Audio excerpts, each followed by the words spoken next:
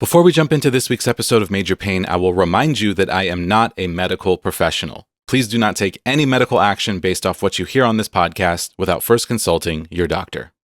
I didn't know there was a whole community behind being chronically ill. It doesn't just become a story of disability, because that's really a universal story. We got to be strong. We have no choice but to be strong.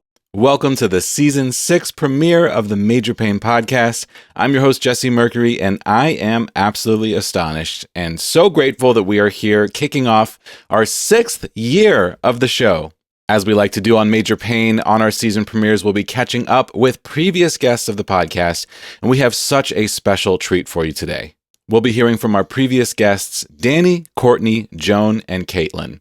And spoiler alert, we have some great updates for you today from everyone. I recorded all of these interviews over a 2-day period, and it was so much fun. It was such a joyful experience for me to catch up with these previous guests and to hear these positive outcomes, and also to hear from some people about how coming on Major Pain was a helpful step in their own diagnostic process, which for me is just an astonishing thing to hear. I've just been sort of buzzing ever since these conversations. I'm so excited to share this with you. We're going to get to it real quick. Just a couple of announcements before we jump into it. This has been a really interesting year for the podcast. A lot has changed. We've started releasing video versions of every single episode, and we've slowed down production because I have been so remarkably busy. I'm now working a full-time job. I'm the general manager of the Majestic Bay Theaters here in Seattle. It is a dream job. I am absolutely loving it. Life is full and rich and wonderful right now, and I'm so grateful for that. The only downside of everything going so great is that I just don't have enough time to do everything I want to do. There is not enough time in the day. And because of that, episode production has slowed down. I am still working on this. I'm still trying to figure out a way to speed things up. I'm talking to different people about taking on different aspects of the production of the show. This year we had help from Trisha and Casey. The show would have come out even less often if it weren't for Trisha and Casey, so thank you both so much. As of now, Trisha and Casey are moving on to other things. They also have some new exciting things happening in their lives, and I was thrilled to hear about that. But now I'm back on the hunt for help with the podcast. I'm interviewing some people coming up soon. I'm not sure what the future holds as far as release schedule for the show. Right now, it's been slowing down to about once a month. I hope it won't slow down any more than that. My real hope is that it will speed up. I'd love to get back to every other week. It would be a dream to get back to every week on the podcast. I do not know if that's possible in my life right now, but what I can say is that I love making this show. I love this podcast so much. This is one of the things I am most proud of that I've ever created. And I'm addicted to making this show. I can't stop. I think about it all the time. I work on it whenever I am able to, and it brings me so much joy to have these conversations. I've actually recorded a bunch of podcasts that I have yet been unable to release just because my post-production has been so slowed down. I just counted, I think I have 12 podcasts recorded. That's unheard of for me. I've been podcasting, oh my goodness, how long have I been podcasting? I think like 11 years? Wow, is that right? I'm not sure. Going back to my first sci-fi show, I've been podcasting for a long time. I've never had 12 episodes banked before. I've actually had to stop scheduling recordings because I have so many episodes that I need to release, and I already have 17 people on my wait list. It's a little overwhelming. I mean, I love this so much. There is so much interest in this show, and I just, I am the bottleneck as far as getting episodes put out. But as I said, I'm working on this problem. I've been working on it for a long time at this point, and I've not quite figured this out, but I have not given up. I'm going to keep trying until I can find a way to make this easier for me to produce so I can get episodes out more often. I know that that's going to involve other people helping out, and I just haven't figured out the formula quite yet. Through the podcast, I've actually been able to connect with a super awesome person named Nadia, who has been helping me create some social media content recently. And I actually interviewed Nadia for the podcast. It's a really awesome episode that will be released at some point in the future. But thank you, Nadia, so much for the help so far. But in the meantime, I have been astonished that since slowing down production, interest in the show, listenership in the show, people reaching out to me about the show, none of that has slowed down at all. And that is something that I am so honored by, so grateful for. This year, I have also been working with people individually, trying to be a personal advocate for people on their health journeys. My wife, Andy, and I have purchased genetic testing for 4 people this year, thanks to the Undiagnosed Disease Fund, which is money that we raised in lieu of our wedding registry when we got married at the end of 2024.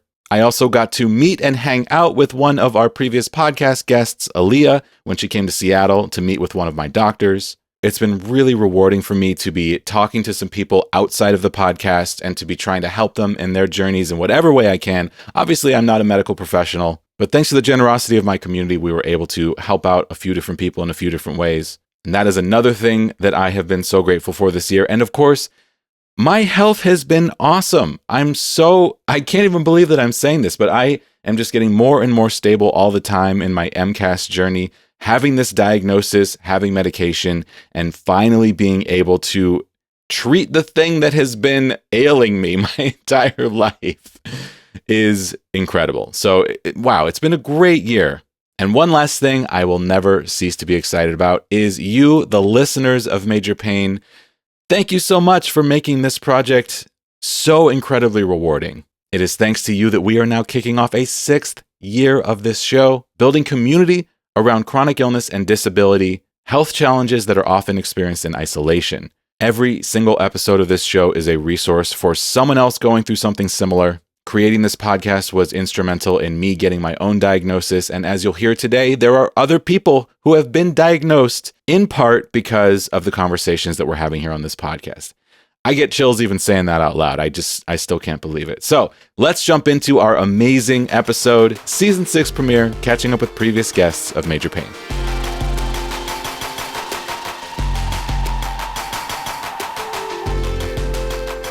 Danni, welcome back to Major Pain. Hello, I'm so happy to be here. I'm so excited to catch up with you today. You first appeared on the podcast back in, January 29th of 2025. So it's been a little over a year. And you were suffering from this really horrific mystery illness where every time you would eat, you'd get super sick, which obviously is very frustrating. Food is life. And you're a baker, so of course you can't even eat your own creations. So I'm so excited to catch up with you today. So in the year since we've last talked to you, what has happened? Oh my gosh. Well, I finally went to see a rheumatologist. Your podcast, I attribute a lot of lighting a fire underneath me to get a new diagnosis to your podcast. I didn't know there was a whole community behind being chronically ill until I was on your podcast. And it was the first time I ever talked about my health publicly. Wow. And I had a lot of people reach out and say like, oh, I went through this too. Thank you so much for talking about this. This is like a part of the journey that a lot of people go through. Wow. Yeah, it was awesome. And then hearing people like you, especially whenever you had said that you struggled for so long and you eventually found exactly what it was, that really lit a fire under me to keep going and keep trying and not just give up on, okay, they're never going to figure out what this was. Wow. So I eventually went to a rheumatologist after, I don't know how many years, when for the first time in 5 years, they ran a full blood panel, full autoimmune panel on me. And my titer was off the charts. My inflammation was off the charts. I had like a speckled nucleus, and my mom has Sjogren's and my sister has POTS. And so it was always a question of what disease I get, not really if I get one, is what my doctor said. Wow. And just with the symptoms that I had at the time, they diagnosed me with a mixed connective tissue disease. They didn't know which one, so it was an undifferentiated mixed connective tissue disease. And like I said, they didn't know which one, and they didn't know what to narrow it down to, but they decided to go with that one and pretty much just wait and see if anything develops. And at the time, I had an echo on my heart from a couple months before, just to kind of make sure that everything was okay, because I was having some chest pains, and everything was fine. And then 6 months later, after they said, hey, let's just sit and wait on it for a little bit, it was close to 6 months later, I was still dismissing some of my symptoms, and I'd had the same symptoms now for almost, 3 or 4 years at this time. And then I had a brand new symptom pop up, and it was shortness of breath. And I've never had shortness of breath before. Wow. And it was pretty bad. It lasted for several weeks. And it was one of those, like, it kind of felt like you were drowning almost just by being alive. And it was awful. And immediately I hate to say, but it seems like that was the one symptom that all my doctors took seriously for the first time ever, where they were like, oh, this is a big one. You need to figure out what's going on. I was sent, after doing lots of tests, my oxygen was dropping randomly. I would just like pace around the room and my oxygen would drop to like 83, 84. And no one could figure out what was going on. And they did another echo to make sure that there wasn't something that was on my heart. And they actually found a pocket of fluid around my heart. Oh my God. And I know. And they kept telling me like it wasn't a big deal. And going back and looking at the first echo, they saw that I had a smaller pocket of fluid on my heart. But whenever they kept telling me this wasn't a big deal. It sounds scary, I promise. But they were like, it's not a big deal. But my rheumatologist said that it's very, very common in patients that have lupus. It's a response to lupus attacking the tissues around your heart. Therefore, your heart works harder and it builds fluid around it. And he said that it's pretty indicative. That's the only autoimmune disease pretty much that affects your heart like that. And so we talked about it for a little bit. They went back and they looked at the echo from 6 months prior and it was still there. And so he was thinking, oh, maybe it's been there for a long time and it just gets worse sometimes depending on if you're in a flare or not. Doing that and then going back and looking at all my blood work, even though my markers for lupus were all coming back in the normal range, they were all borderline. And so no doctor picked up on it because it was normal. Oh my God. But when he looked harder at it, it was something like, to diagnose lupus, you needed to be at a 14 and I was at a 15. And so he was like, you are right on the cusp. And so going back and looking at that, they pulled ultrasounds that I had had from 10 years ago where I had just free floating fluid in my pelvis for years. And apparently that was my body not being able to, like it was retaining water in a weird way and holding water in different parts of me that it shouldn't, which is your kidneys aren't able to function as well because the lupus is attacking your kidneys. And so he was just, I bless my rheumatologist. He pulled from all these different tests and he really looked hard. Yeah, they called me into his office and I always make the joke that I thought like confetti cannons were going to go off when I finally learned what it was. But it's just a doctor sitting in front of you telling you you're going to be on a pill for the rest of your life. But he was saying that the reason they didn't catch it before is because supposedly GI problems are very, very uncommon for people that have lupus. Yeah. Or it's a very small side effect. And so he just was like, and I don't have the butterfly rash usually or anything that's very indicative of lupus. But he said there are two ways to diagnose it. One is via symptoms, and I met all the diagnostic criteria and then some of having lupus, or your blood work comes back positive for it. And he was like, either way, you could still have it. And the weird thing about it is he was like every case of lupus is completely different. They call it the disease of 1,000 faces because he's like, no two cases are alike ever. And so it's very hard to diagnose. And it's also one of those things that they don't make that diagnosis lightly. And so he's like, if we make this, we're going to start medication. Because I went through a whole thing where I was like, maybe I don't have this. There's no way I have this, right? And then my doctor was like, I wouldn't be putting you on this medication if I didn't think that you have it. So it was crazy. It was crazy how one symptom just opened up the door. It was insane. Wow. Oh my God. I'm stunned. I feel like we need like an air cannon or something. Like we need, like you said, like I'm hearing like that. What's that air horn noise? Like the whip, whip, wow. Like we need a party celebration. So wait. I know my friends were like, we need to have a diagnosis party, like a gender reveal party. We need to have a diagnosis reveal party. Yeah, I'm a little stunned right now. So you have been diagnosed with lupus. I have been diagnosed with lupus. Wow. And have you started the medication? I did. So I'm 6 months into treatment, actually, as of a few days ago. I hit my 6 month mark. They started me on hydroxychloroquine, which is Plaquenil. And it is a rough medication at first. It's a very rough medication. And they were explaining it to me the way that it works is similar to chemotherapy. So you have a lot of the same side effects of it at first. And the side effects are supposed to last like a month or so, and then they dissipate. And ironically, a lot of the side effects were GI upset. So I was just kind of like, this is just but also I felt like I was more equipped for it. I was like, I was built for this. I can do this. And after I was taking the generic version, hydroxychloroquine, and after 2 months, I was still having like severe GI problems. I started losing weight because of it. It was like impeding my daily life. I was dizzy. I just felt god awful.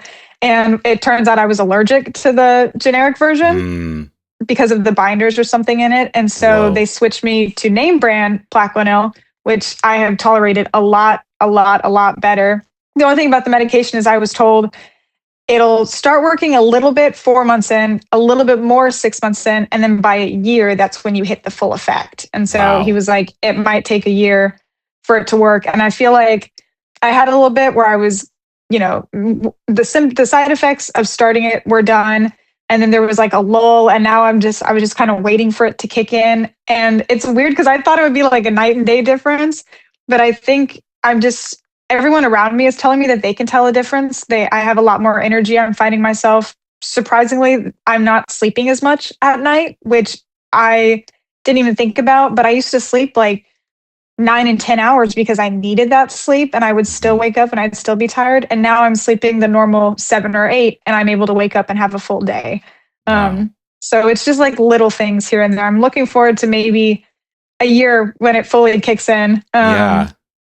Man. But Yeah, these things are so complicated. And it's like you wait your whole life for a Oh my diagnosis. gosh. You finally get it. You finally get the medication. And then it's another waiting game to find out if it works. That's really tough. Yeah, it's weird too, because now that I'm on this medication, there are some other things that it's impeding now. I'm having different issues. It's creating different problems in my body. And so now we're trying to figure out, now it's just like a different chess game to try to figure out, okay, how do we get everything to coexist together? Now that we know what it is, how do we fit everything together where like you're still healthy, but you're taking this medication at the same time? Yeah, totally. I mean, just getting onto one medication can be such a journey. I went through something similar when I finally got a diagnosis and got on the medication. And for me, it wasn't until the medication started to work that we really knew we had the right diagnosis, which is like another complicating factor. I see you shaking your head yes to that. Is that something that you are experiencing? Like this, it sounds like you have a non-traditional form of lupus, or it's presenting in your body in a way that's a little bit more rare. So it sounds like you have like really good evidence that you're on the right track. And then it's just waiting to see, does this work? Yeah, we're repeating blood work at the year mark. So it'll be like July, August, somewhere around there. We repeat blood work to see if my kidney function has gone up. And it was never in the red, but like I said, it was borderline. And so he wants to see if it's gone up. But I've had other little blood work and other exams and tests that have shown that there is improvement, even if I'm not seeing it right now, just in the way that my intestines are moving and my liver function, like there is improvement. And it's, still a couple weeks ago, I had an exam where they were doing an ultrasound, and she was like, your intestines look so much better than they used to look. Like, this is crazy. I remember I was telling my boyfriend, I was like, oh, maybe I do have this. Yeah, it's so tough. I mean, because it sounds like, it's sort of a process of your body sort of needing to right itself from the inside out with the help of this medication. And there's no way to know for a long period of time. And when you have really slow progress, it can be really hard to notice. But that is really telling that, people around you are noticing something, that your doctors are noticing something. You are seeing a difference in your energy levels. But my big question is, can you eat? Can you eat food without getting sick? That's such a good question. I feel like I have been able to tolerate food a lot better. The times in which I have the episodes where I'm in a lot of pain and I'm nauseous, they're a lot farther in between now. And I was told that this medicine isn't a miracle medicine. It's not a miracle drug. It's something that people are on for the rest of their life. The main, like what this medicine does, they call it lupus life insurance because it just extends your life. Sometimes it helps people's symptoms, sometimes it doesn't, but it always extends your life. And so I was told a lot of people have to double up sometimes on a pain medication with this as well.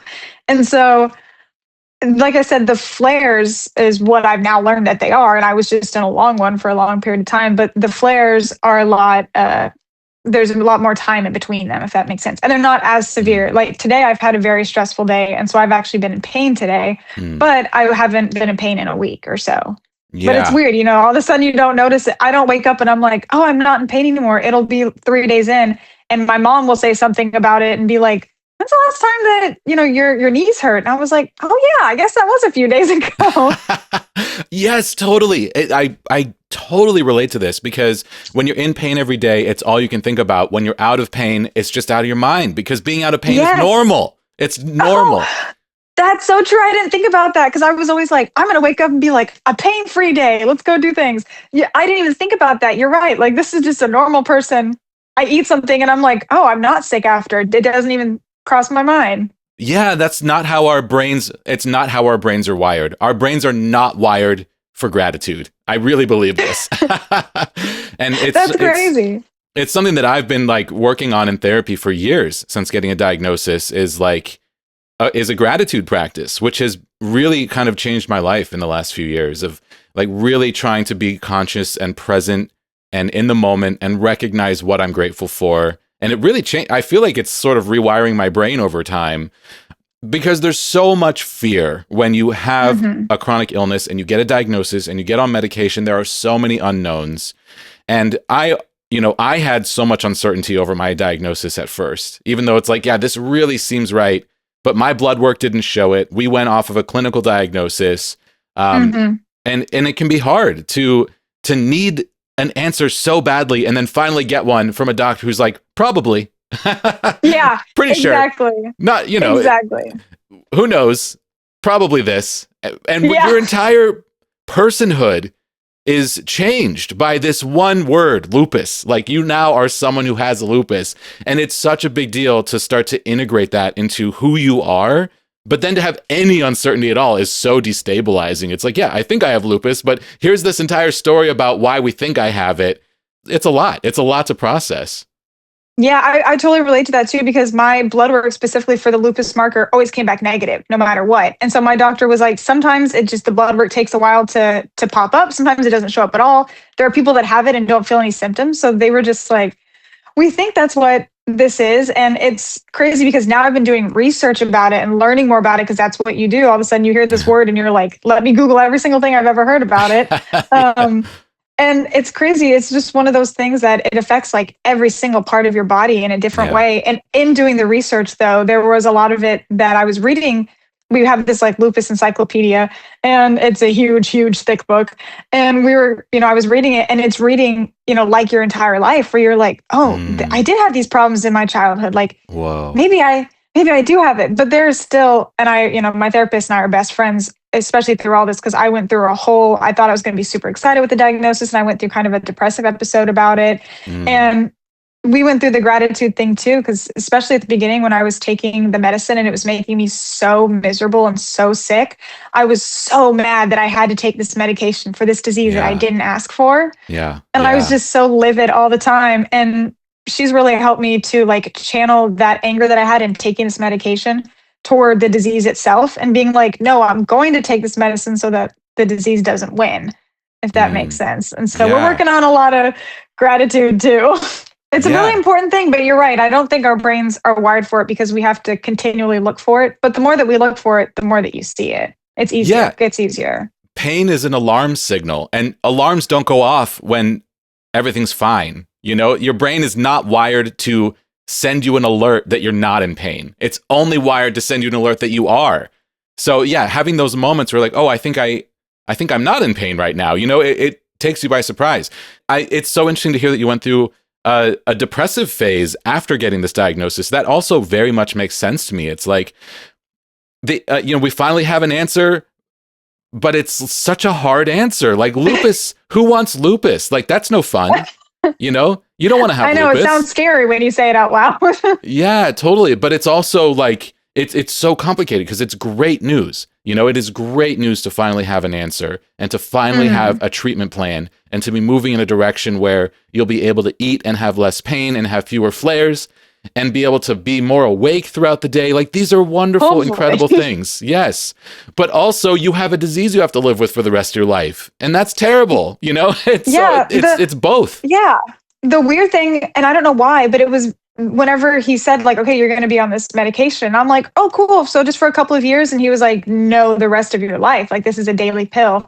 And for some reason, that is what affected me the most. I had the hardest time knowing that I was going to be on medication for the rest of my life with this, which is crazy because I begged for a diagnosis and I just went through it just made it all the more real, I think. And that's what we talked about a lot in therapy too, where it was just kind of like, oh, right, like I have to take this pill every day because of this thing that now we know that I have, which is weird because it's been real for 5 years. But that was, I was able to channel it into a different way and get more angsty about having one in general. And then talking about it now and talking with lots of people about it. Several of my girlfriends, there's a lot of young women that have undiagnosed autoimmune diseases. My best friend, seeing what I went through, she finally took her pain seriously and went in and just got a fibromyalgia diagnosis. And so I think it's great what you guys are doing, trying to just spread the word about a lot of this stuff and like really pushing people, like I said, to go and take their pain seriously and have doctors take their pain seriously too.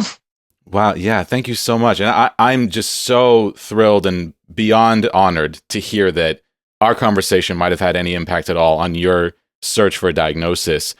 And I think oftentimes all it takes is hearing that someone else is going through something similar. It's like we go to the doctor, they don't take us seriously, and then we give up.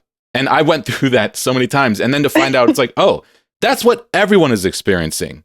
And you need to try again, and you need to keep knocking on doors and keep trying. And if you knock on a door and they open it and they shut it in your face, keep pounding on that door until they take you seriously, or go next door and try another door and just keep trying. But everyone's journey is going to be unique. And that's like part of the frustration, is that there is no one size fits all approach to a mystery illness.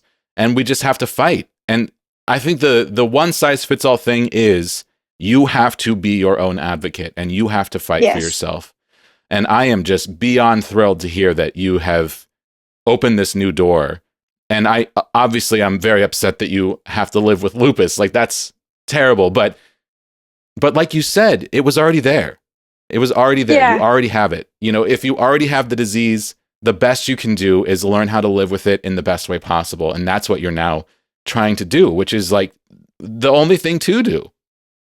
Exactly. I completely agree. Like I said, I was like, oh, I'm going to be sick for the rest of my life. And I thought, well, I've been sick thus far in my life. And that's just the truth of the matter. All of us, we're going to be sick on our wedding day. We're going to be sick when we're pregnant, when we're watching our kids graduate. But that doesn't mean that those aren't thrilling and happy things. And like, thank goodness that we're there to at least be there and watch that stuff happen and go through that stuff, even if we are sick. So it's, I don't know. I just try to look at the silver linings and everything. But just hearing you honestly say like, oh yeah, the thing about you don't recognize that you're not in pain anymore. I've never heard anybody else say that before. And so the fact that you said that, I was like, oh yes, exactly. Okay, perfect. So just hearing somebody else say something like that does do a lot. Yeah. I mean, that was absolutely my experience. And I would catch myself. I'd be like, wait, I'm like stressed out about work and, stressed out about some interpersonal interaction that I had, because I like always stress out if I ever think anyone's ever upset with anything that I said.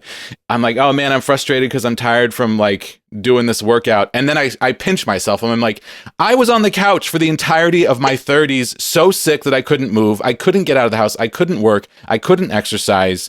I couldn't go out and hang out with friends. And I am so beyond grateful to have that opportunity to live in that way. So it's wild. It's like, what a crazy journey. No, really, that's what I always say. Yeah. Well, I'm so excited to catch up with you. I'm so thrilled to hear that you have a diagnosis. Please keep me posted. I want to hear what happens at the year mark when you have this, the follow-up appointment. But I get a really good feeling from everything that you've said. I know that this is hard and complicated, but hearing that so is life. Yeah, so is life. Absolutely. But hearing that you are, seeing these improvements, like that is huge. That is massive. And these things are slow. They take so much time. For me, my being on mast cell stabilizers, I still feel like I am getting more stable. And it's been like over 3 years now, I think, since I've been diagnosed. So, my flare-ups are still stretching out where there's more time in between them. I'm still flaring up. I still have a chronic illness. Just today, I was walking with a cane because I was having some flare issues just today. Mm-hmm. But like all week I went to work and I overworked myself, and that's what happened. I'm still trying to figure out like, where are my limits? And with a chronic illness, there will always be limits, and I will always have this disease. And like you said, no matter what I do in the future, I will be sick, but I am not going to notice it all the time. There's going to be huge stretches where I am just focused on the moment and the now and what I'm doing. It's not even going to cross my mind that I have this chronic illness in those moments. And I know that for a fact, because that's happening to me all the time already, at this point in my journey. So yes, this thing is always going to be a part of me. And when it, rears its ugly head, I have to acknowledge it. But I've already come a long way towards, instead of like wanting to punch it in the face, wanting to sort of embrace it and say, yes, you are a part of me and I am working in concert with you. And there is a way through this together. And we're going to find that best way. And it's, it's just improvement after improvement all the time. And you deserve that as well. And it sounds like you are on that path, which is something I'm just really, really thrilled to hear. Well, thank you so much. I need posters of you with like kittens hanging from branches and the quotes that you say underneath them around here. I'm so happy, and I'm so happy to hear that you're also still seeing improvement 3 years later. Yeah, thank you. Yeah. Well, Danni, thank you so much for coming back on the podcast. I'm absolutely thrilled to catch up with you and hear that you now have lupus. Woohoo! I know, confetti cannons. Yeah.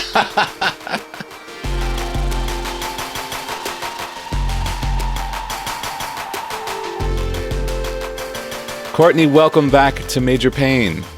Oh, thanks for having me. It feels like it's been forever ago. Yeah, it's been a while. Okay, let's check the date. Let's see. You were on the show April 19th, 2023. So almost exactly 3 years ago. Wow. Oh, wow. Yeah. Yes. Yeah. I'm like, okay, so like bring yourself back. Where were you then? What were you doing? Yeah. Still undiagnosed, still struggling. Yeah. My goodness. Yeah. Yeah. I very vividly remember discussing your undiagnosed illness situation. That's my background, being undiagnosed. So whenever we have people on this podcast. Oh, yeah, we have that in common. Yeah, you know exactly what it feels like to be like lost with no direct path. You're having all of these symptoms. Yes. I mean, so where should we go? Like, should we just like out my diagnosis, I guess, right? So you have a diagnosis. Okay, I finally got a diagnosis. Yeah. Wow, that's huge news. Yeah. It is huge news. Like finding it, getting that, and then, using that as an anchor point to move forward, even if it's a rare disease state and the path forward is not always clear, it is at least something. So I have what is called Yao syndrome. It's YAO, Yao syndrome. It's named after the lovely doctor who I am now getting treatment from. Wow. Yes. So it is a maybe not as rare as we think, but it's a genetic disorder. It is a mutation of the NOD2 type protein. And so people have kind of heard about this because it's one of the genetic factors that causes Crohn's. So think about what Crohn's does to your, I know that you've interviewed people with it and, like what that does to the lining of your GI. So Yao syndrome, there's a pediatric onset of it that is called Blau syndrome, B as in boy, Blau syndrome. And it basically starts to attack your organ systems in a chronic inflammatory way. So similar, it mimics so many of our autoimmune disorders, right? It comes in flares, very much like lupus. It attacked the lining of my brain. So I was having chronic meningitis and you also have these like sinuses in your brain where the fluid collects and then drains down into your spinal cord. I was having inflammation of those. Inflammation of my spinal cord, which is called transverse myelitis.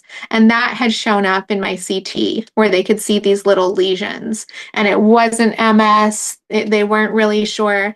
So all of that was from the chronic cyclic inflammation that I was getting, similar to folks that have Crohn's. They get that with their, I was getting that with multiple organ systems, including connective tissue and things like that. Wow. Okay. And I went back and took a look at the write-up from your last episode, which reminded me of a couple of the symptoms that we talked about, like facial spasming. Yeah. And also we talked about copper and ceruloplasmin levels. Yes. Because you and I had both sort of been down this path of maybe we have Wilson's disease. Correct. Yeah. Because I'm a carrier. So in the genetics, like getting all of the genetic testing done, I could find a lot of things that I was a carrier status for, like you said, with the Wilson's disease. But it took getting basically my full genome sequenced, Hmm. and then finding this NOD2 type protein that had been flagged as the pediatric, the Blau syndrome. The paper that describes what exactly I was experiencing that was published by Dr. Yao did not come out until 2024. Oh my So God.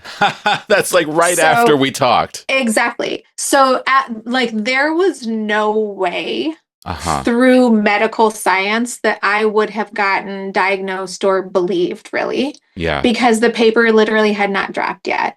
So Dr. Yeah. Yao, who is based out of Stony Brook Medicine in New York, had been studying this and had been basically seeing more patients that were experiencing the very strange neurological symptoms that I was experiencing. And it's so hard without like proof to link that to something physical, right? Which was very much my problem. They kept saying that it was likely a mental health issue.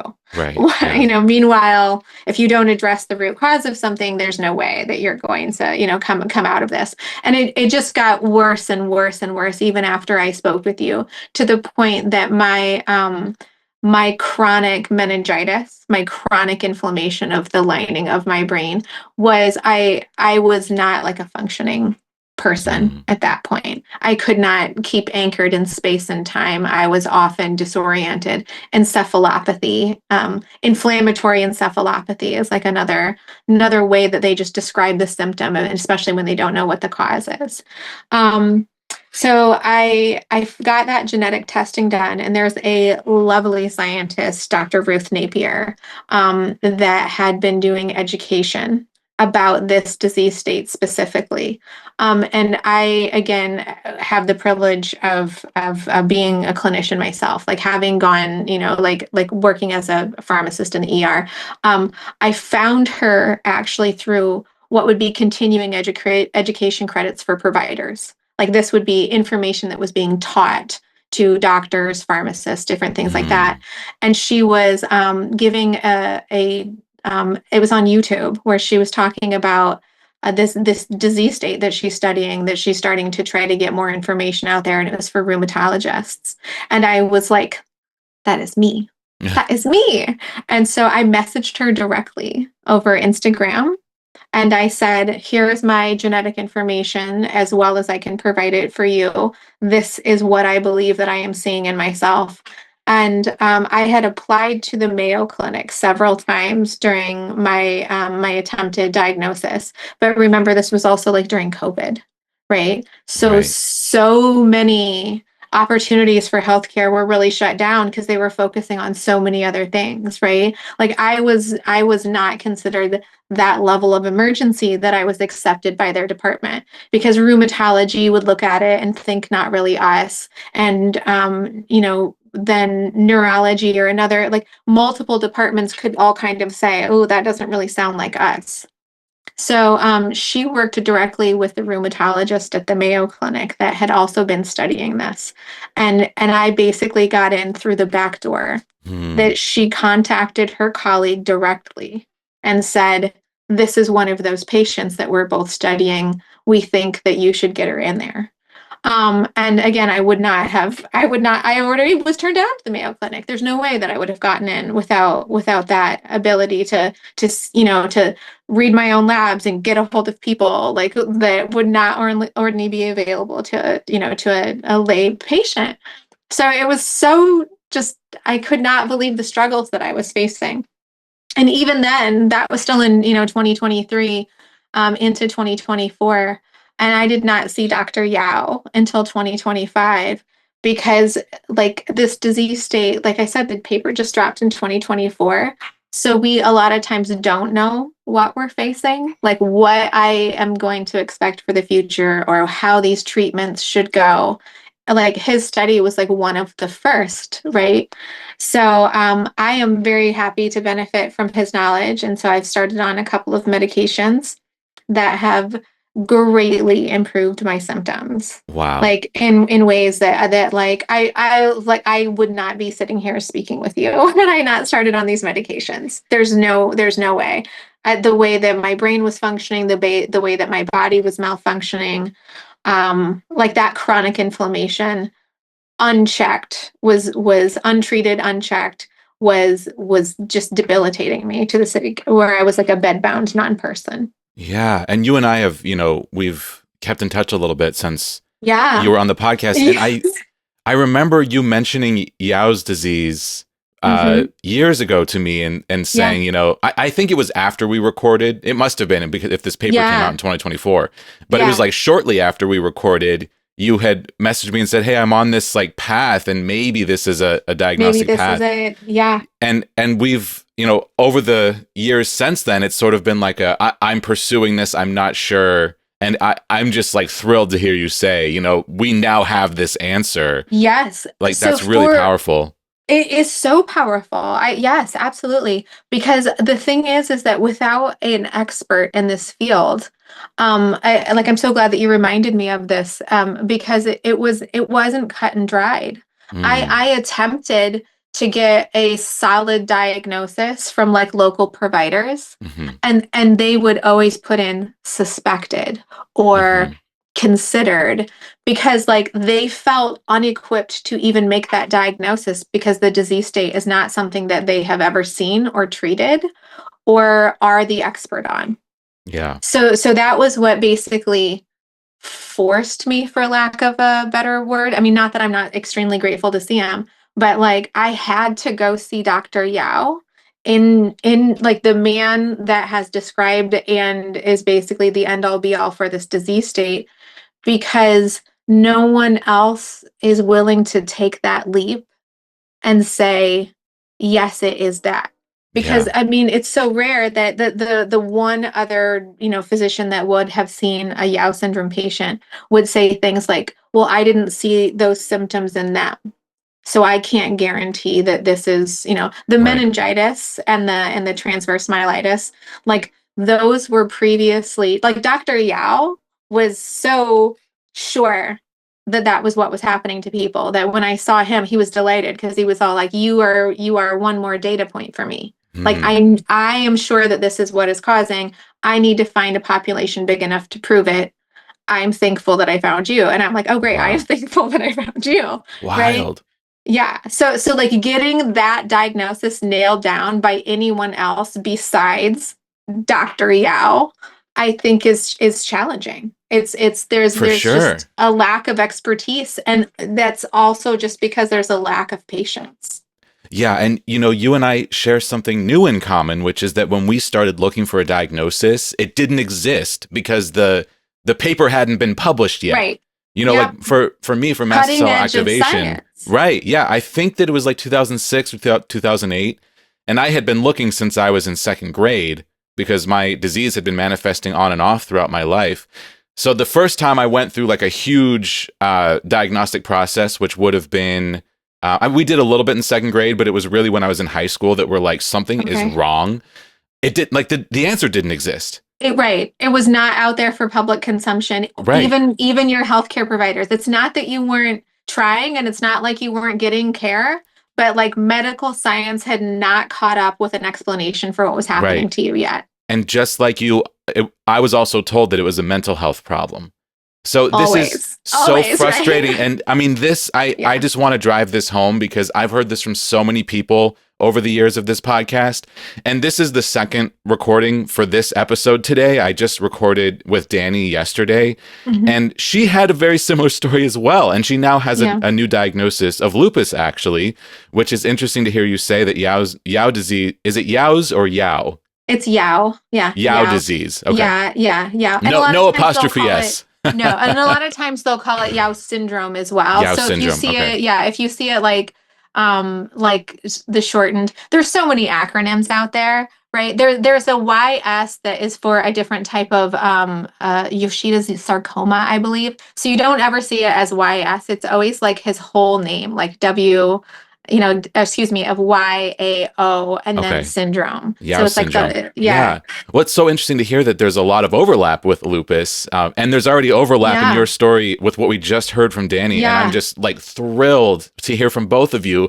Two of our mystery illness people from Major Pain. I have a diagnosis. I am a third. I have Yeah. a diagnosis.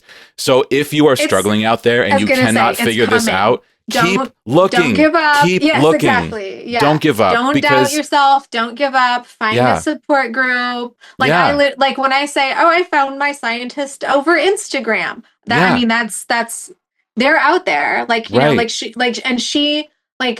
she was instrumental in getting me an appointment and getting my diagnosis, like getting into the Mayo Clinic, and like they have, you know, like they've been doing some studies on it. So they were the first that were more receptive to it. That's where I got the suspected diagnosis, right? Went on with that for a while, tried the medications and see how they're going. And it wasn't amazing, to be honest. Like this is where I'm saying that you settle into your long term, because the path of us like getting our diagnosis, I will say that I continued to hold out some sort of like, and then everything will be better. Do you know what I mean? Like once I get my diagnosis, or once I get on this medication, or once, and like, to be honest, the challenges still come, right? For sure. Yeah. Like there's never a point when you're like, and then everything was all better. I mean, it is better, but not all better. But not all better, right? Yeah. And so that's basically like how I've just been moving through this process, right? Because so much of it is like you said, medical science catching up with what we need, being listened to, being believed, get to the point where you get your diagnosis, and then you still have to figure out all of your treatment regimens. And like the idea that you know, flying across the country to multiple different treatment sites. You know, the Mayo Clinic is in Minneapolis, Minnesota, or in Rochester, right? You know, so like flying across the world, you know, to see some of these is literally across the world, because Dr. Yao is in New York, but it's like, I'm not United States aren't the only people with this disease state, right? So it's like literally, you know, flying all around the world to attempt to be seen by doctors that can actually handle, you know, what you're facing, and to develop the treatment regimen for you, and being happily accountable for it. Like all of these are just like one more check boxes in the challenge of like, once you get the diagnosis, the path is not over. Yeah, I know. This is so wild, because I literally just talked to Danni about this exact thing that people will have just heard on this episode. And I just am never, I will never cease to be amazed by all of the similarities across disparate illnesses. You know, like we all have these different diseases, but this lived experience is the same, of not being believed, of fighting, of medical science catching up and eventually being vindicated and validated. And then the moment you get this disease, this whole entire new journey starts. The moment you get this diagnosis, now we have to learn to live with this disease. Now I have to learn to integrate it. And that is a whole different challenge. Before you have the name, before you have the diagnosis, you're thinking to yourself, I would do anything for a diagnosis. It's the only thing I want. I don't care what it is. Just tell me what this thing is. And then the moment you get that answer, it's like, oh my God, I have to live with this the rest of my life, you know? Yes. That's what I'm saying. Like, exactly. Like, once we find it, and then we're, oh no. And, you know, and like disability is like an unending challenge, right? There's so many facets to the challenges that we face with this.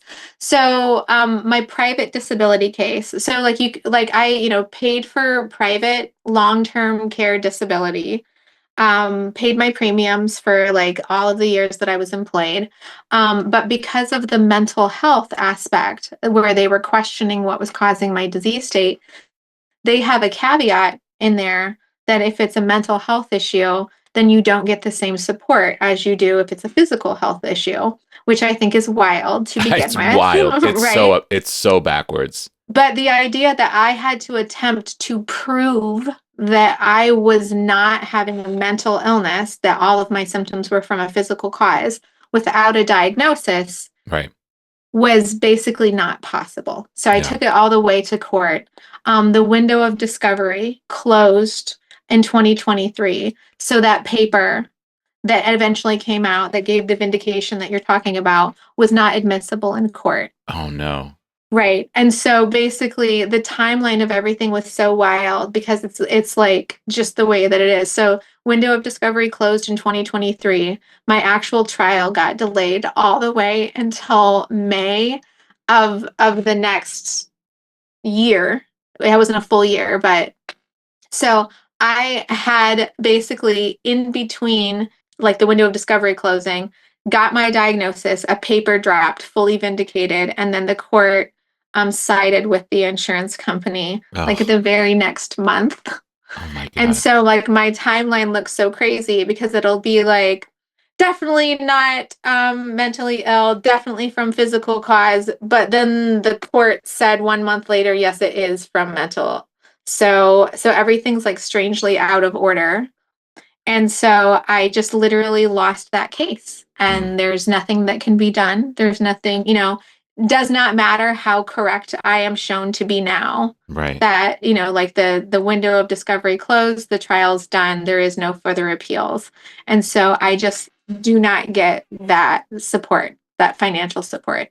And then the Social Security disability that I also applied for is a separate lawyer and they're two different things. Like you don't get to argue them together. So you can win one and you can lose the other, which is basically what happened to me.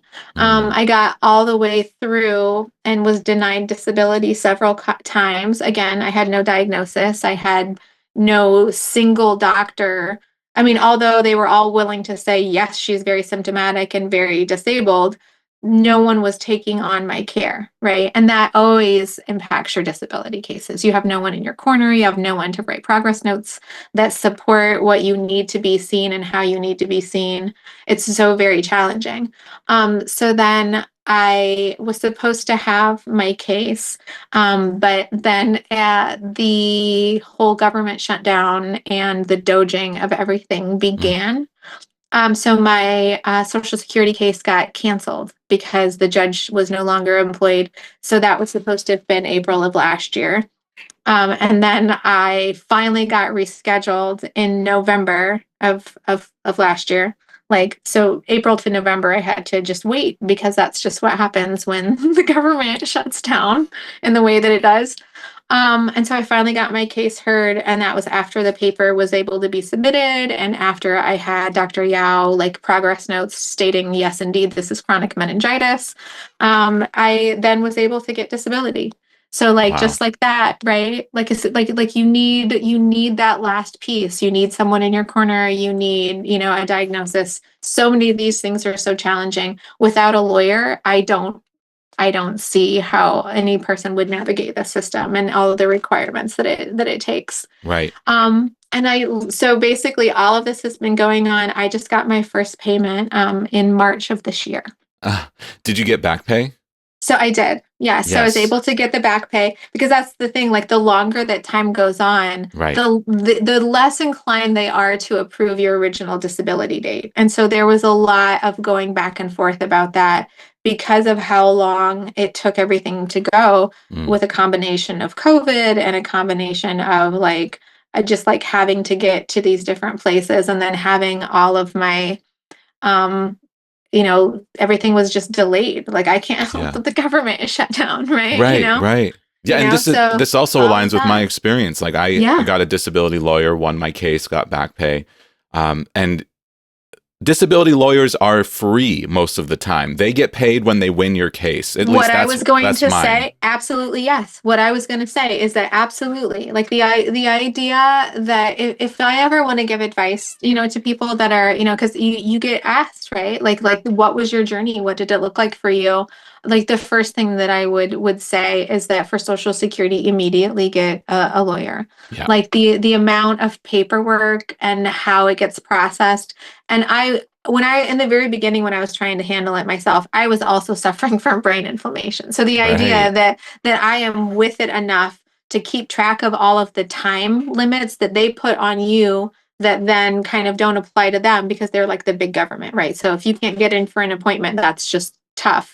But if they send you a form and you don't fill it out in time and have it back to them, that can definitely like knock you right out of the case. Like I missed one Yeah. of my deadlines, and that was one of the things that prompted me to get a lawyer. Like you get one early, just Right. to get. Get Yeah. one right away and have them on your side because you're Absolutely. going to need them. Yeah. You know? So comparing Yao syndrome to lupus, it sounds like there are Yeah. a lot of overlaps here where it's sort of like random inflammation that could sort of I'm Yeah. extrapolating here, random inflammation throughout the body that could present in a wide variety of ways.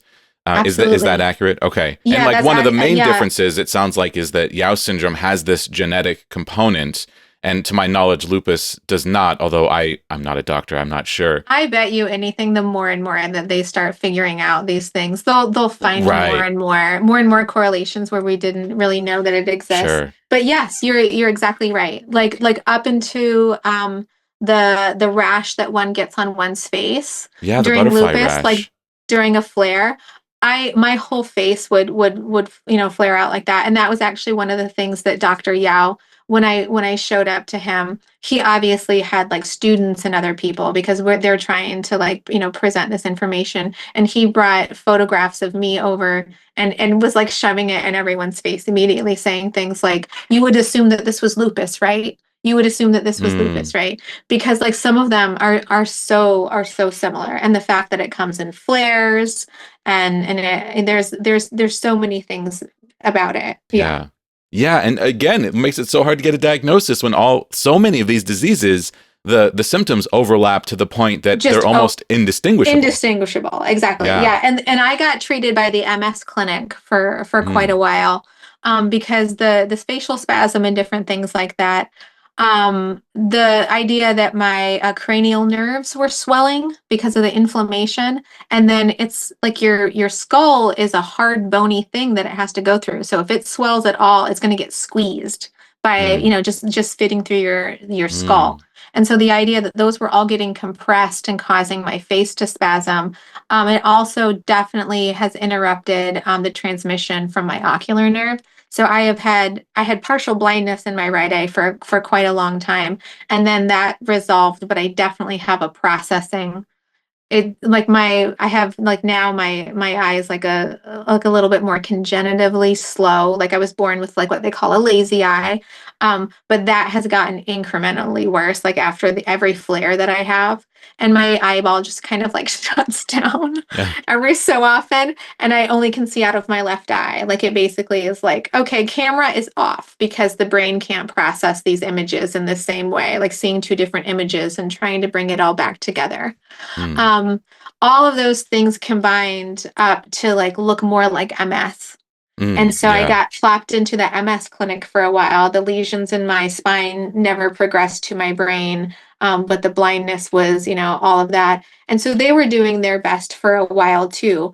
But where the symptoms don't actually overlap, it was falling through the cracks, right? So I was having these flares that were meningitis, really. And the idea that I needed to be on like a prednisone or something, like an acute drug to like get all of that under control, because the longer you walk around with uncontrolled inflammation, the longer, the more likely you're going to have some long-term damage, neuropathy, and different things done. So like all of those ended up coming together and having to see the actual specialist like Dr. Yao, and then he writes all of my care plans. And then I kind of follow up with a local person that way. What is the care plan now? You already mentioned that it's like helping. Yeah. Yes. Yeah. So I am on one of the biologics medications. It's a interleukin, if you want to get all into the dynamics of it, it's an interleukin-1 inhibitor. It's called Kineret. And it has been used for other inflammatory genetic disorders. Some kids are born with this interleukin issue where like basically it's the chemical cascade that causes inflammation. And once that gets going, the protein that's supposed to like shut it off when it's no longer needed doesn't really function. And so that cascade gets going, and then inflammation just continues on and rampages through your body. And like which organ system it's going to pick is sort of like up for grabs. With Blau syndrome and Yao syndrome, a lot of times it's eyes. So your eyeballs get attacked, your nervous system gets attacked, your connective tissue gets attacked. So like in digging a little bit deeper because it's genetic, like I was the one that was having the worst neurological symptoms, but we have basically found that a couple of my family members have it as well. Wow. And so they started, kind of putting their symptoms together. But like your white blood cells, your lymphatic system gets really out of control because the immune system is telling it to go to work. So you'll get these like the lymphedema, like swollen feet, swollen ankles, things like that, where like that starts happening, and it can mimic even like congestive heart failure symptoms. Like Mm. it just looks like so many other things that of course it's going to be so challenging to diagnose Yeah. it. So they basically do a genetic testing panel. I had to go through a pretty specific, like the lab that studies this the most is a lab in Tulsa that Dr. Yao has done all of his clinical trials through. So they recommended that I send my genetic testing there. They basically confirm that you have the genotype for it. And then a provider has to evaluate you. And they basically look at a bunch of different qualifying symptoms, which are quite varied, right? It's like, cyclic running fevers, like the rashes, like we talked about. So they basically go through this whole criteria thing. And if you hit like one major criteria and then three of the minor, or you hit four of the minor and two of the major, like they kind of like go through and have to correlate all of these like very varied and very complex symptoms that you can have because unchecked inflammation impacts everything. And then that's how you get your final diagnosis. Mm. That's why it's suspected a lot, right? And I think the paper that like spit out the defining criteria maybe didn't even come out until 2023. So the idea that this is just dropping, the ability to diagnose it is just becoming available. The idea that they are starting to link all of these by looking at all of these different, qualifiers and identifiers, is amazing because it basically becomes the thing that can unite it all together. Like they Yeah. realize that, okay, you have unchecked inflammation. Let's start looking at every organ system. Like, are your eyeballs blazing out of your head? Okay, great. That's where it's affecting your eyes. Is your skin looking like this? Okay, great. Well, that's where it's affecting your skin. Are your joints looking like that? Okay, great. That's how we know it affects your joints. It's like you have to go through every organ system Mm. to get validation. Yeah. And at this point, it is rheumatology that umbrella is falling under. Yeah. Okay. So now that you have a treatment plan, now that you have a Mhm. diagnosis, you've mentioned that you're doing better, but can you give me some more detail about that? What is the difference Yes. now that you are being treated?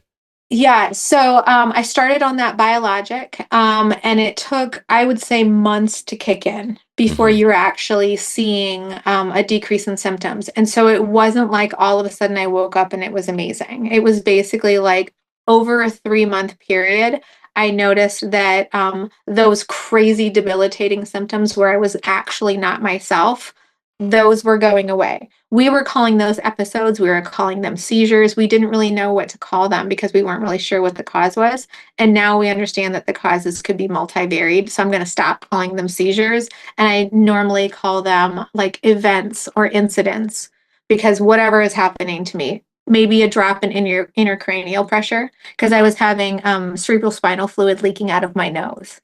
Whoa. So was I acting that way because I was actually having a seizure, or was it because I had a crazy drop in intracranial pressure and I was having a hard time staying conscious? Any and all of those could be what was happening. So those started to decrease in frequency and incidence. So those incidents, those seizure-like activity, that dropped off within months. And then I was like, okay. And then I used to not ever have to keep track of how often they happened because it was every day. And then all of a sudden I was all like, how long has it been since I've had one of those? Yeah. Like, because I was always having to seek out a caregiver because they would happen sometimes and I wouldn't even realize it because I don't have memories of it happening. So before I would have these, feelings of impending doom, these different things that would going on, and then I'd have to seek out a caregiver, and then they would witness me having one, and that was how we were keeping track of them. But it got to the point where I was like, either I'm not good at reporting these anymore, or they have actually started to happen less frequently. Yeah. And so that was what I first noticed. And then the diffuse and incredible neurological pain that I was in, that was basically like I couldn't grip anything or pick anything up, and my muscles would just fail. And it would be like I had done 20 push-ups, but the only thing I had done is one, same type of muscle failure. That slowly started to decrease.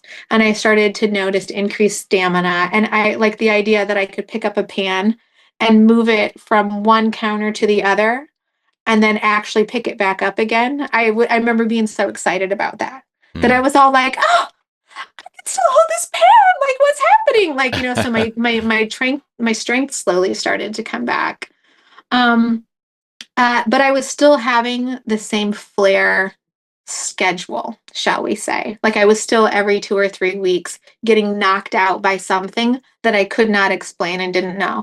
Like any respiratory infection or anything like that, my immune system just takes it and runs with it. So it might have just been I was exposed to a small amount of allergen, but then my body treated it like the flu.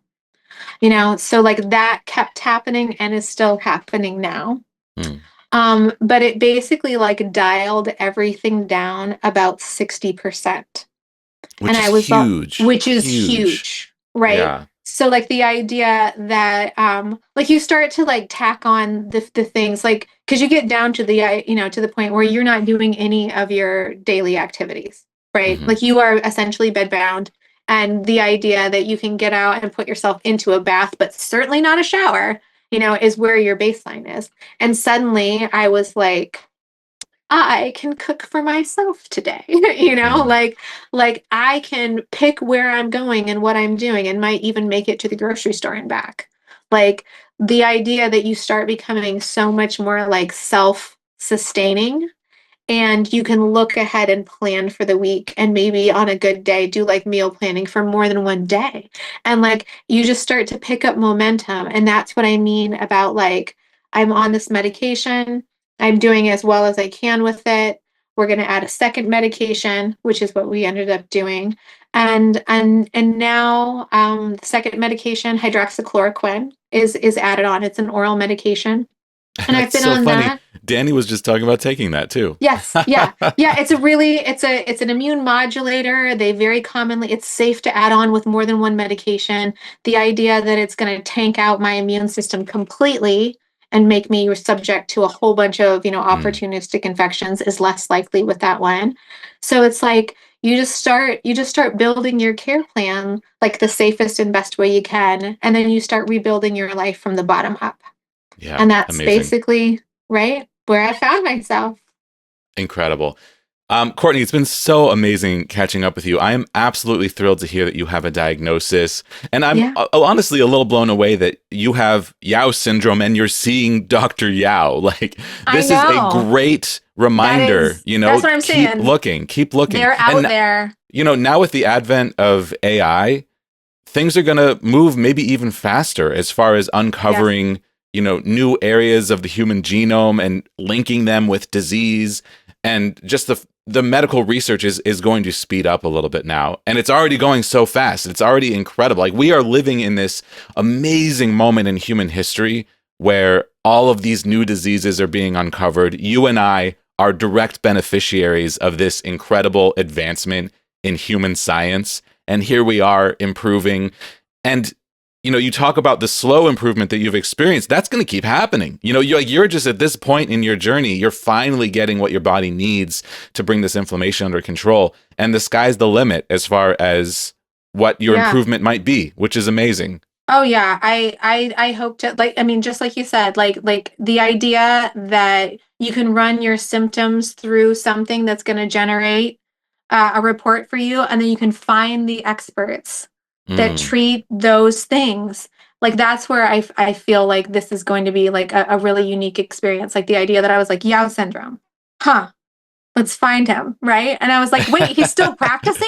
Yeah, He's a rheumatologist that I can just make an appointment with? Yeah. And that's, that's the way it was, right? And the opportunities out there, yes, keep going. Keep going. Amazing. Well, thank you so much for coming back on the show. It's so great to hear your updates. Thanks for having me.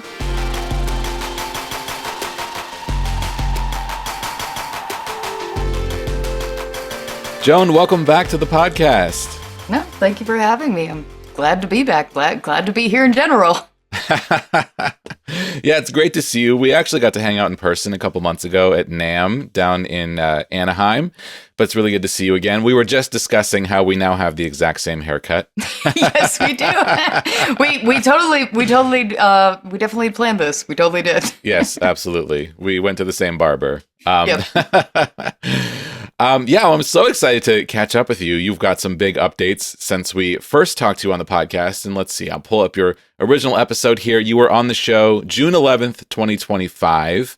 And we spoke probably a couple months before then. So I think it's been about a year since we talked before you came on the show.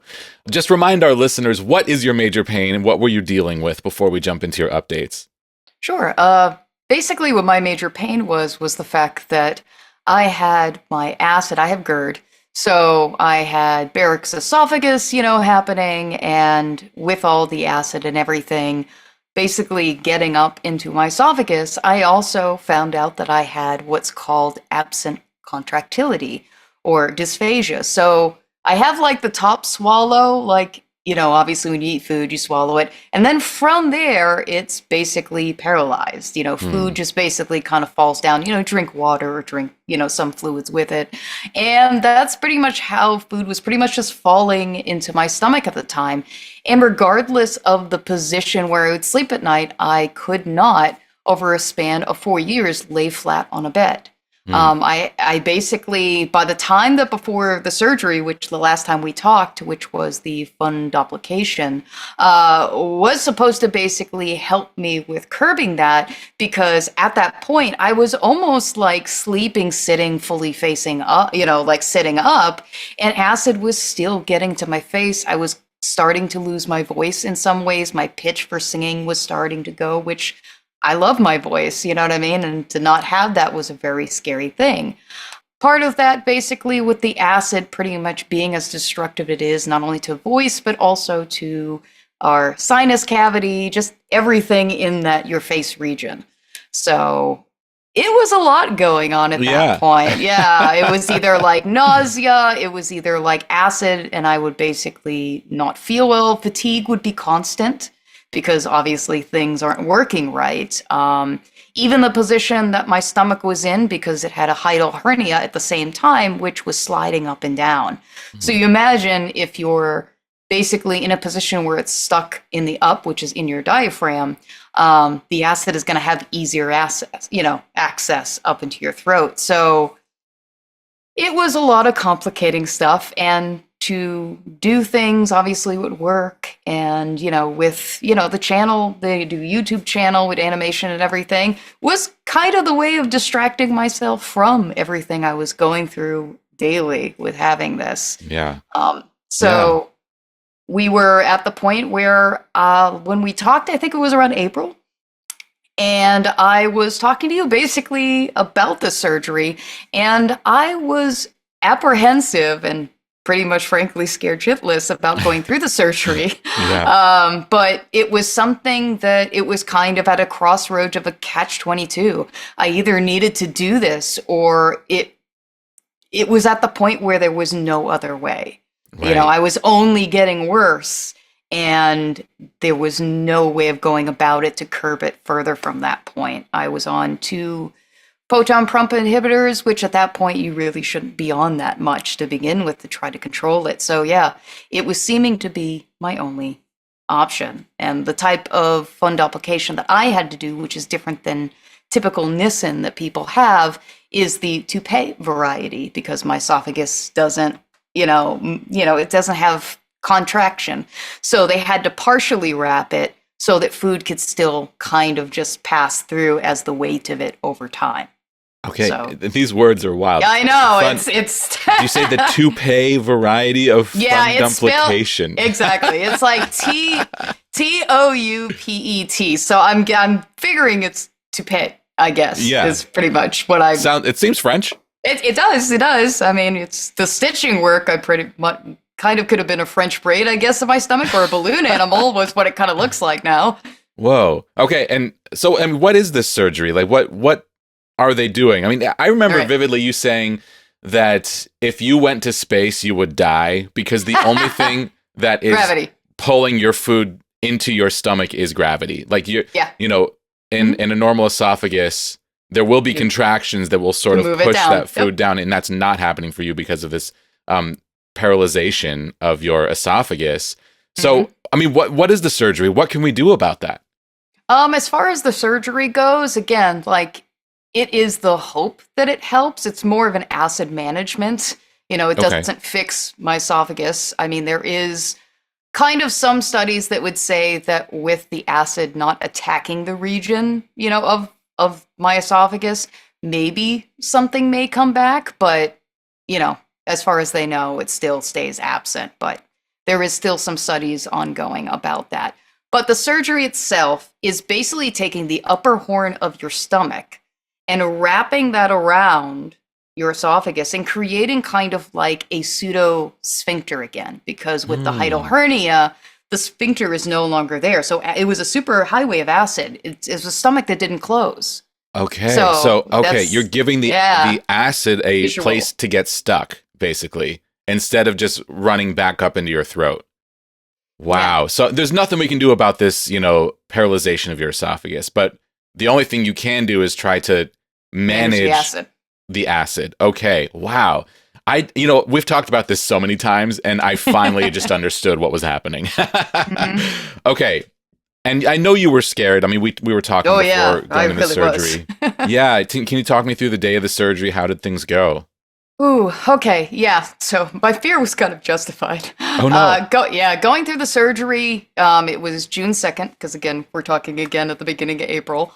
And going through it, they kind of told me certain things about it when I would come out of it, the kind of pain that I would feel. And of course, the first day or so, with obviously all the painkillers and stuff like that, it didn't hit me as much. But once I got home, what they tell you about the way they kind of lay you down to do this surgery, because it's not only basically that they're going in laparoscopically, because of me, they have to have almost like a balloon. I know I'm explaining so much.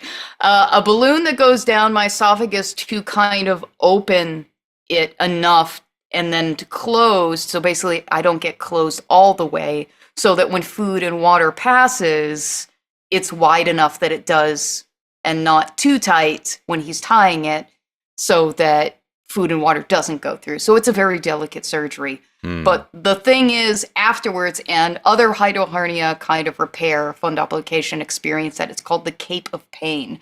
So it's like your neck and like your upper back area gets extremely painful and tight as like a result of the surgery. So I think that lasted about a week or so. It was hard to sleep.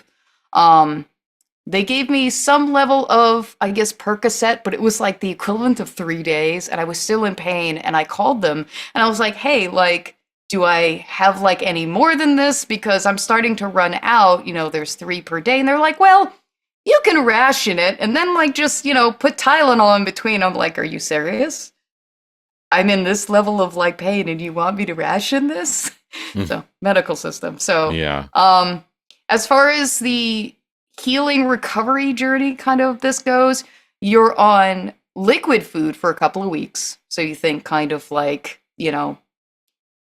I would say like kind of protein drinks and stuff like that, soup, broth kind of thing. But dairy for a while was something I kind of had to avoid, because there was something called like a dumping syndrome. So anything that your stomach doesn't really like, or it's an intolerance, it just completely sends it out of the system, within a short time. And that kind of lasts, I would say, between 6 months or so, and it kind of tapers off, but it gets annoying at times at the very beginning. As far as the recovery from there after the 2 weeks, you then move on to soft foods. Now, with the soft foods, it was basically kind of like mash. You think like mashed potatoes and things like that. Everything was like stepping stones every time.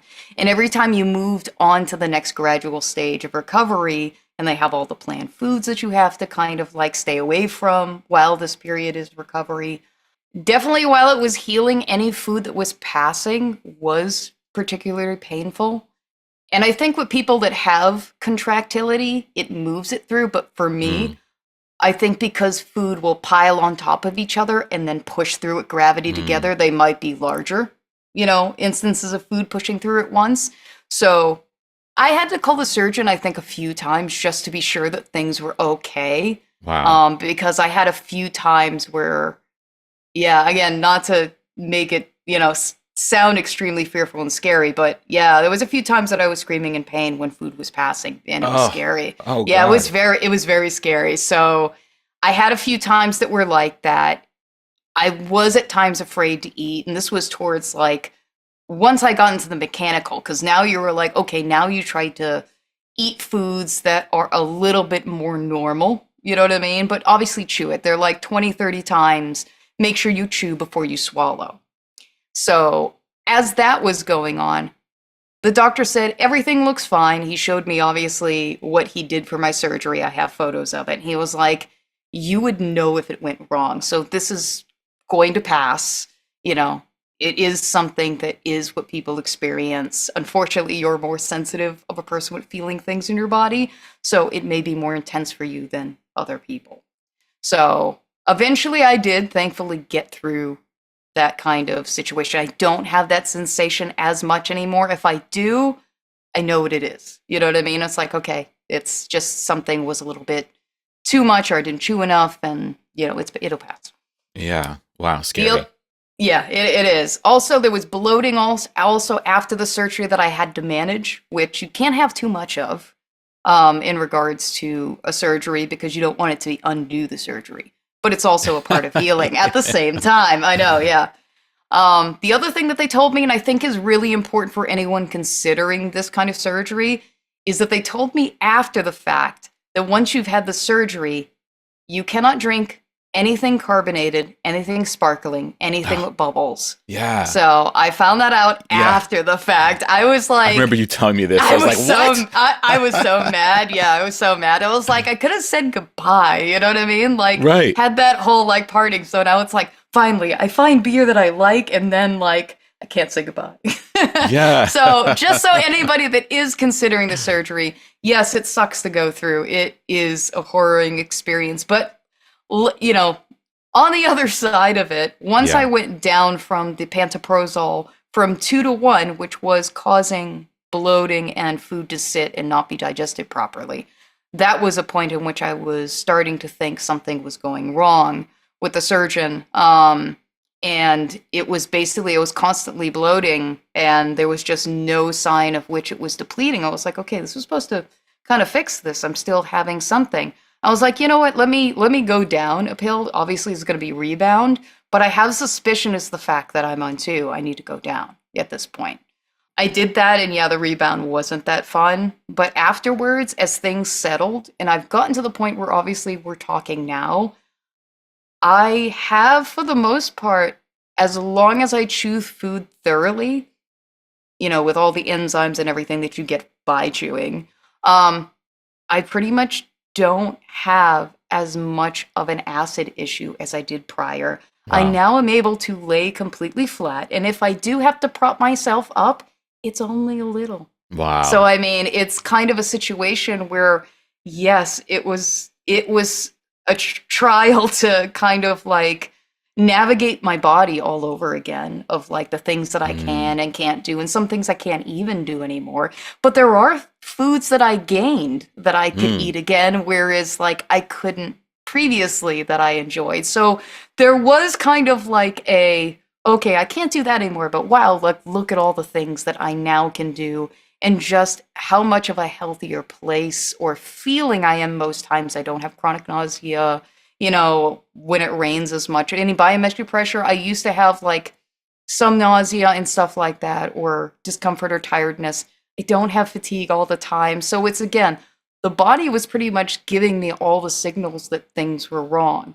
And it's not to say that the surgery will fix it for everyone, but I think in my case, it kind of gave me at least a baseline that I could function again and have energy and actually try to then address other aspects of my life in a way that made this to facilitate the ways in which I could move forward with eating habits and everything. Whereas before it felt like it was kind of, didn't matter what I did, either I ate any certain way, there was nothing I could do to fix it. So it's kind of a night and day kind of thing. Like, you go through this experience of trying to fix it. And again,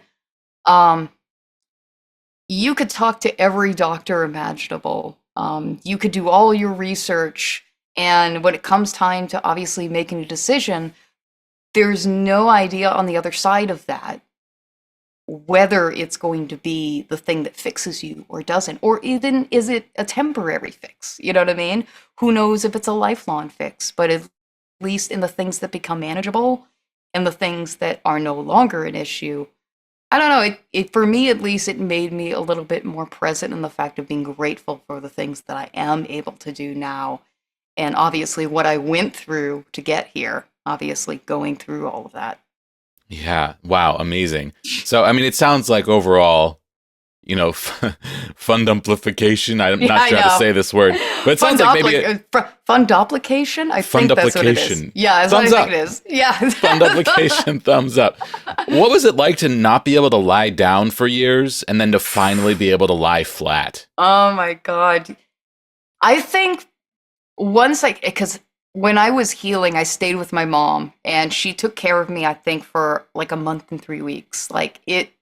I was pretty much unable to really do anything myself. But once I got home, I was basically starting to lie down, like when I was with her. I think I felt safe enough to attempt it, like maybe around I'm thinking about maybe the month or like a month and a week. I basically we removed the incline and just started to attempt to lay me flat, even though it was still painful.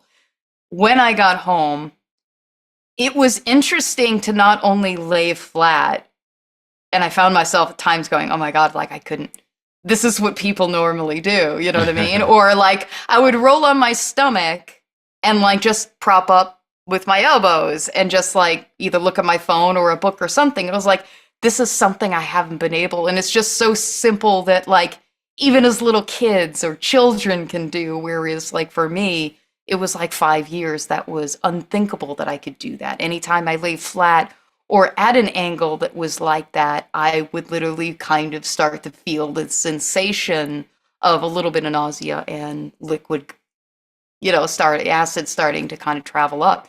And to not feel that sensation as much. I mean, it's not complete kind of blockage, but to have most times in the case where I'm able to lay flat and do things that I couldn't do before. I mean, again, my body kind of had to adjust and learn to be what its natural state again. So yeah, it was kind of me learning my body all over again, inside and out, because it doesn't function the same within the 5 years.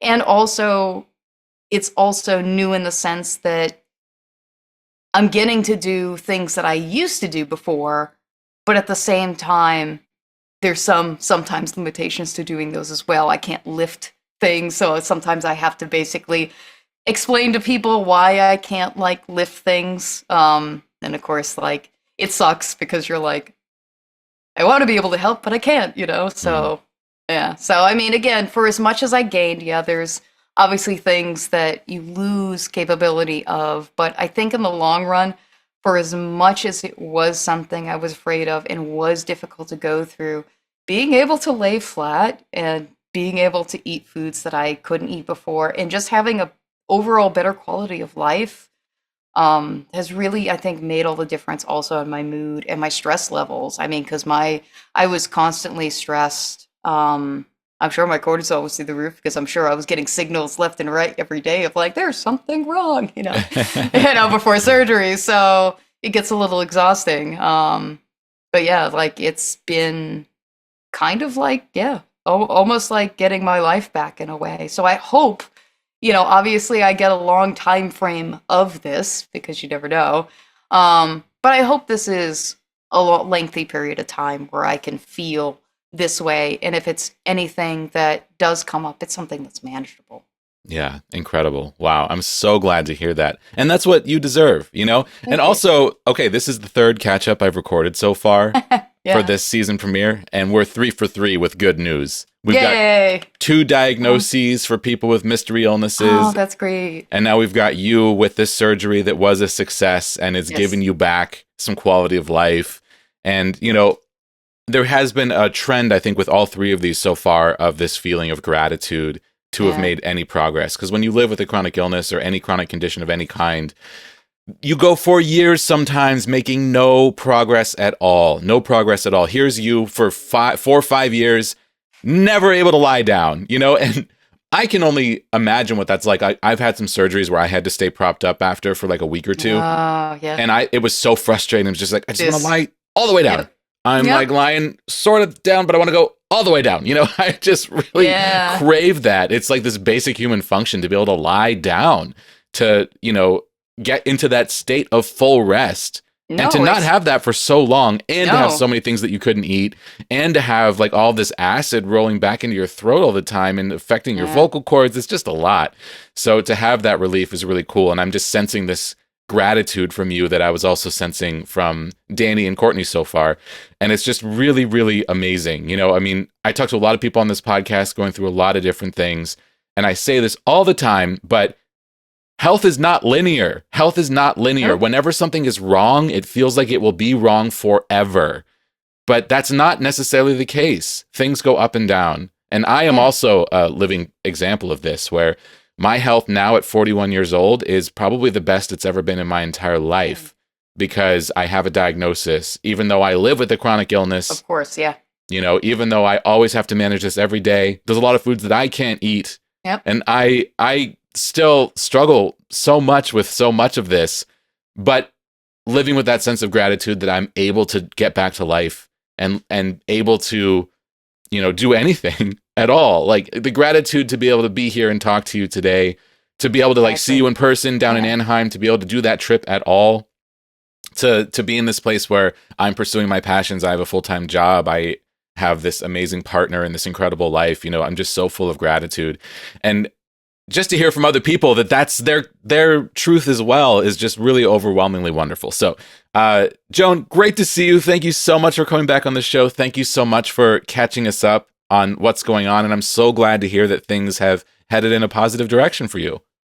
No, happy to be here. Happy to be chatting again and giving everyone like the update on how basically I have recovered and having a voice that's actually doing better as well. I'm singing whenever I can at this point now, so use it as we got it, right? Absolutely.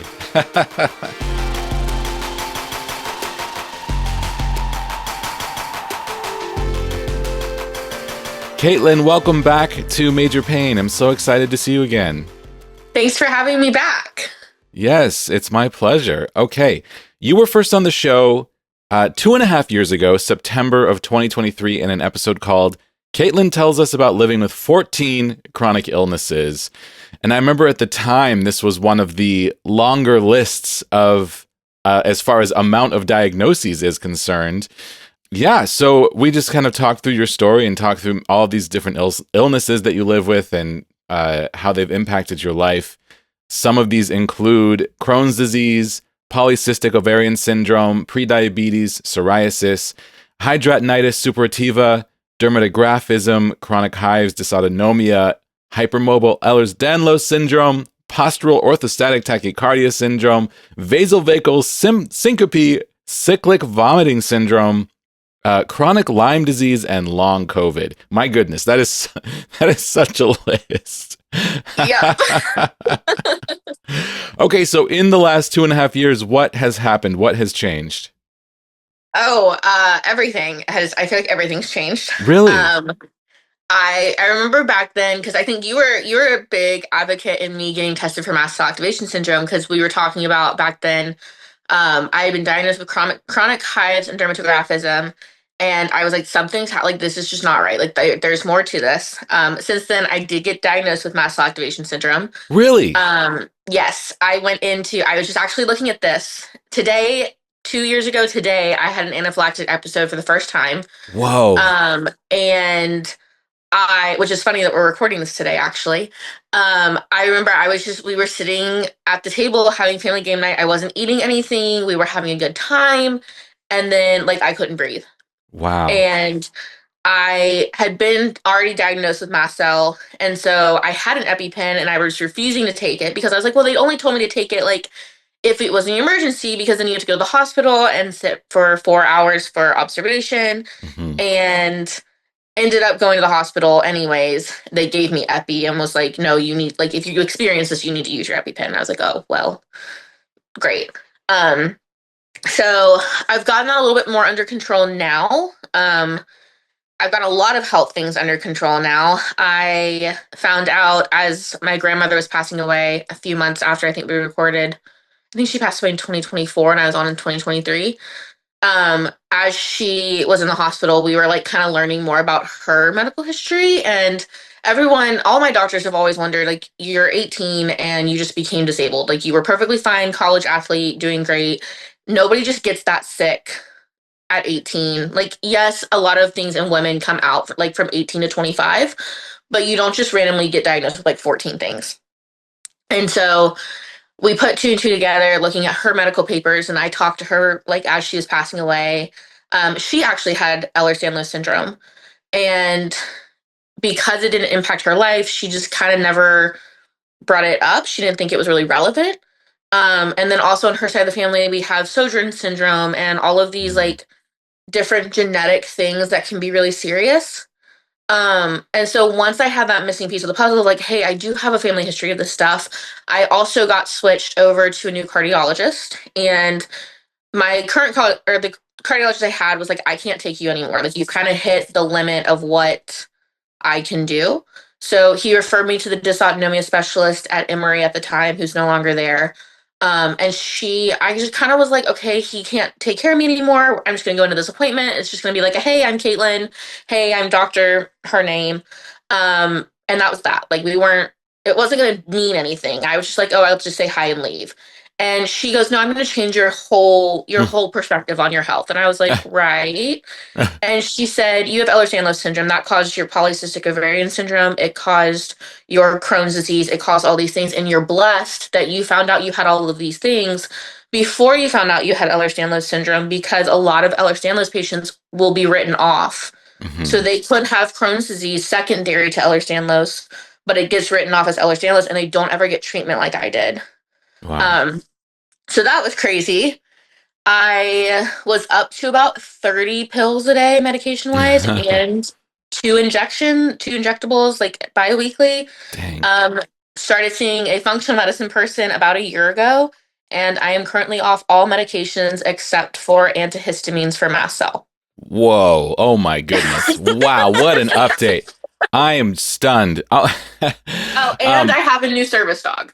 Oh, that's awesome. That's so great. Wow. Yeah, it's so funny. Like, I have mast cell activation syndrome, and I feel like I see it everywhere, and I'm always like, oh, have you checked for this? And I know that I'm seeing it in places that it doesn't exist, because it's just like, it's what I have, so it's what I see the world through. It's my lens. But this is wild. We got one. Yes. You have Yes. that. That's wild. Unfortunately. Yeah, totally. Yeah, but I mean, as another person with this disease, like, it is manageable if you know you have it and you know what to do, you know what steps to take. I would love to hear about your treatment regimen. It sounds like you've completely wiped out almost everything except for antihistamines, which is wild.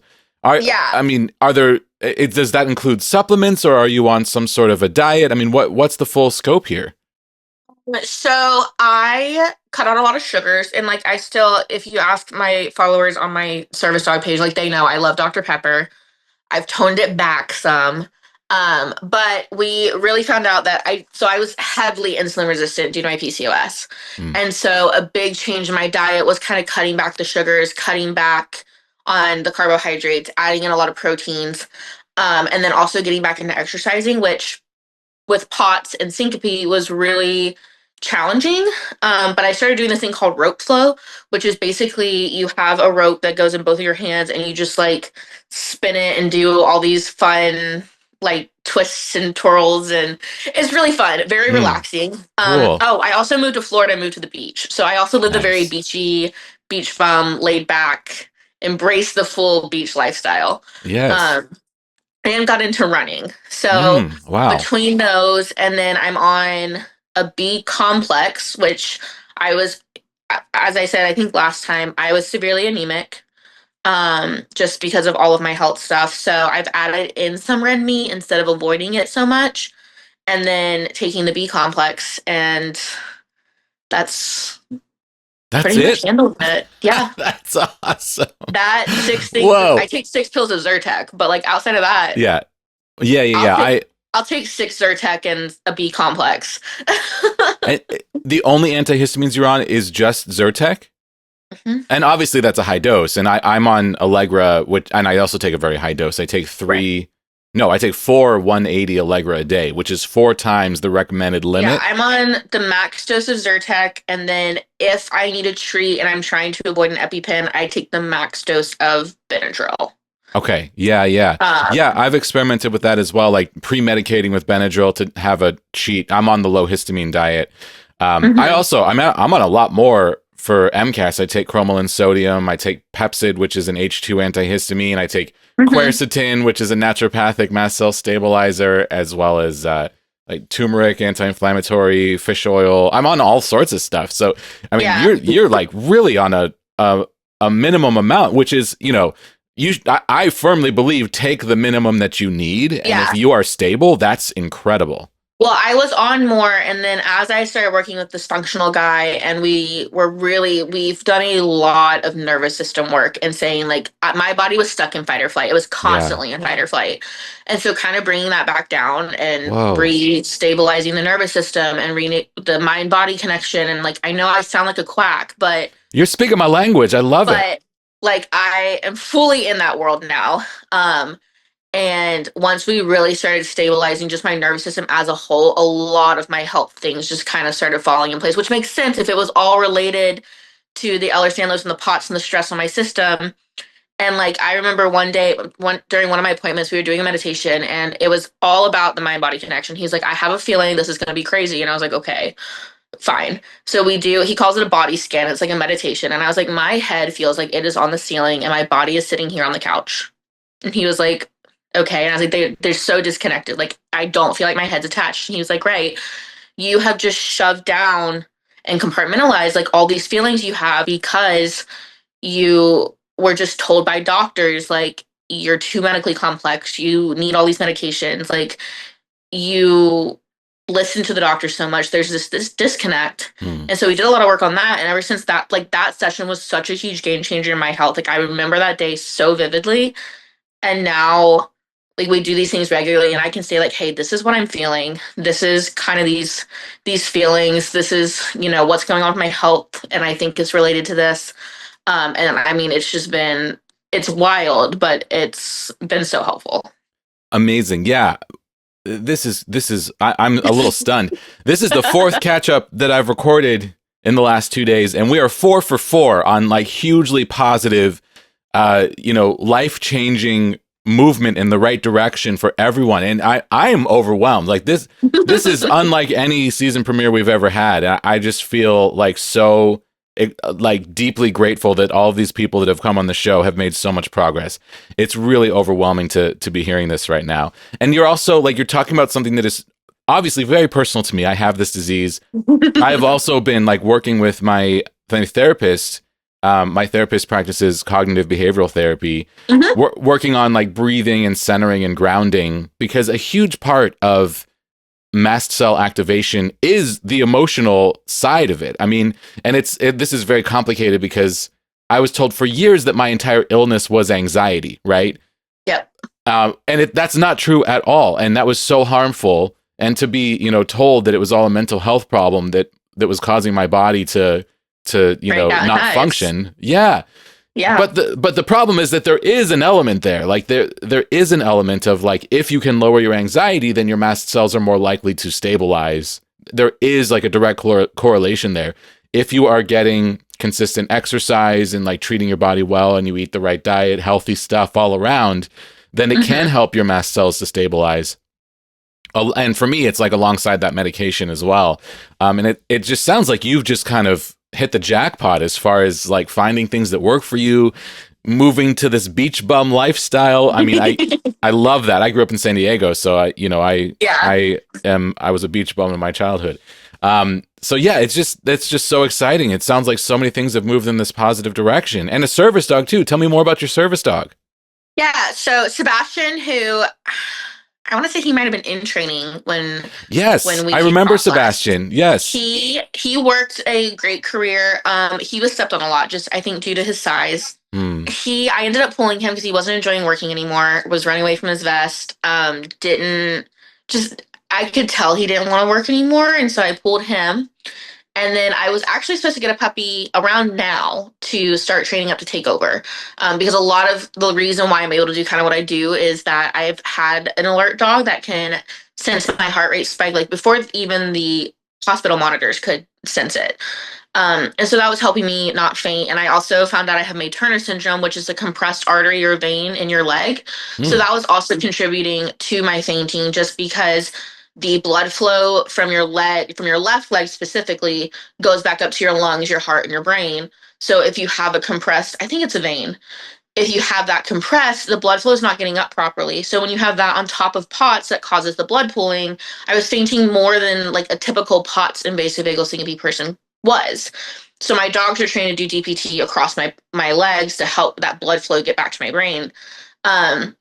So I knew it was really important to get another dog that could take over for him. I ended up getting a puppy in June of last year. She turns a year old this week, and she is, absolutely killing it. She senses the heart rate. She's picked up actually a mast cell. I think it's a mast cell activation syndrome kind of thing response, because I've noticed she was doing the same alert for my heart rate when I was going into a hives episode or these anaphylactic episodes. And like even just 2 days ago, she was laying with me on the couch. She got up, ran, grabbed my medicine bag that has my EpiPens in it, brought it over. And I was like, do I take the Benadryl? She's under a year. I was like, do I take the Benadryl now and just assume she's right? Or do I like wait and see if she's right, which she's usually right. So I took one Benadryl, broke out in hives 15 minutes later, and then took the rest of the Benadryl that I needed and then fell asleep. Wow. So she's really cool. Your dog can sense when your mast cells are activating because of some change in something. Who knows? Is it like a scent, or I don't know. I mean, I've never even heard of this. I'm assuming it's scent because she's scent trained for my POTS. Okay. And so before she came home and like as she's been training, like I take swabs of my cheek and like saliva samples for her, and I scent trained her for my heart rate. So if maybe I had a mast cell episode during some of those scent samples, or maybe there's something in the same scent, since there is a correlation between POTS and mast cell activation syndrome. I don't know. I'm not a professional dog trainer. I'm not. Like, I know other people that have MCAS service dogs. I don't know how I did it.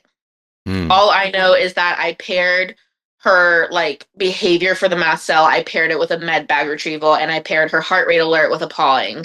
So she'll paw me for the heart rate alert, and for the mast cell, she goes and grabs my EpiPen. Wow.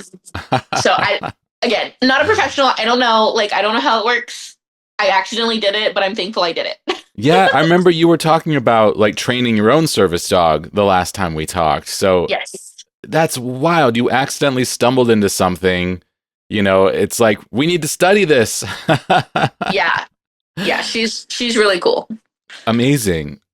It sounds like so much has changed in a positive direction. And last time we talked, it's like, here's this massive list of illnesses. Here's everything I'm doing.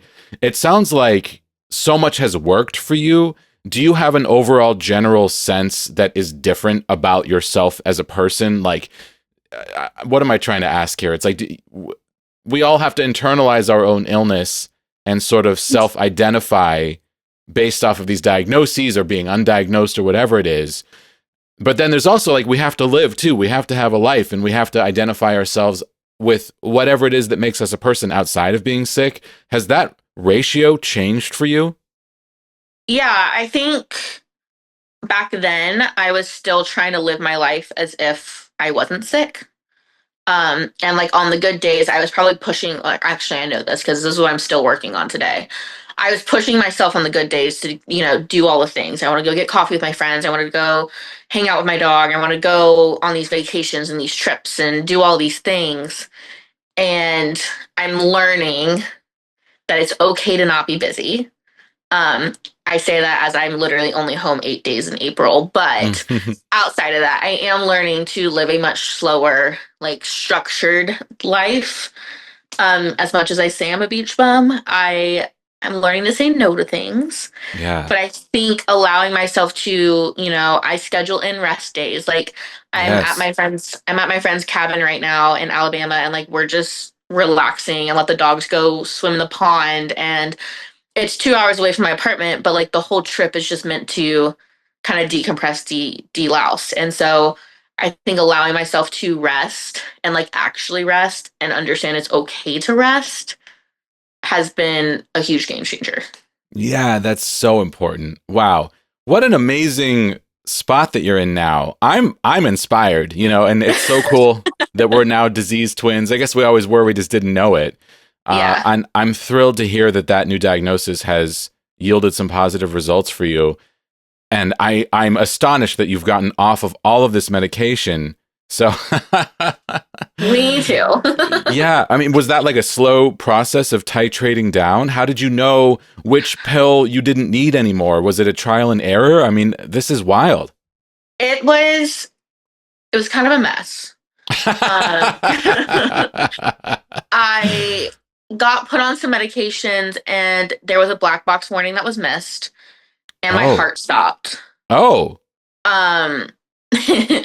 So I stopped all of those medications for a while, just because, well, my heart stopped, and so I was scared to take them. And like, For sure. one doctor was like, "Oh, stop your heart medication." The other one was telling me to stop my cyclic vomiting medication. So it was kind of like, pick which illness you wanted to fight. And so I chose neither.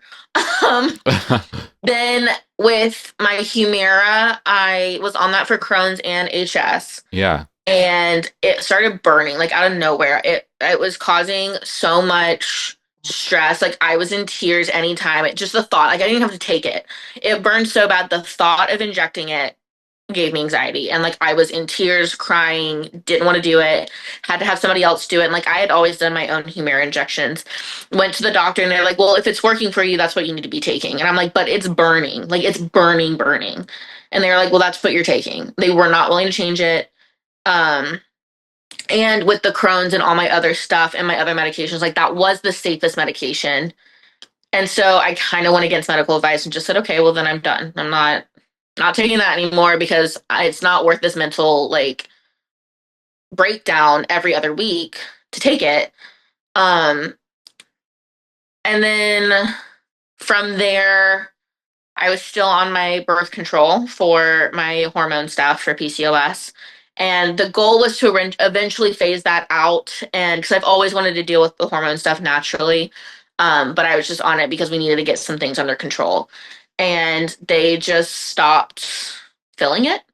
There was no issue with insurance. There was no issue with the manufacturer. They were just like, we can't fill it anymore. And I was like, I just had an appointment with you. Why can't we fill it? And they were like, you can come have an appointment and we'll go over it. And I was like, that's not what?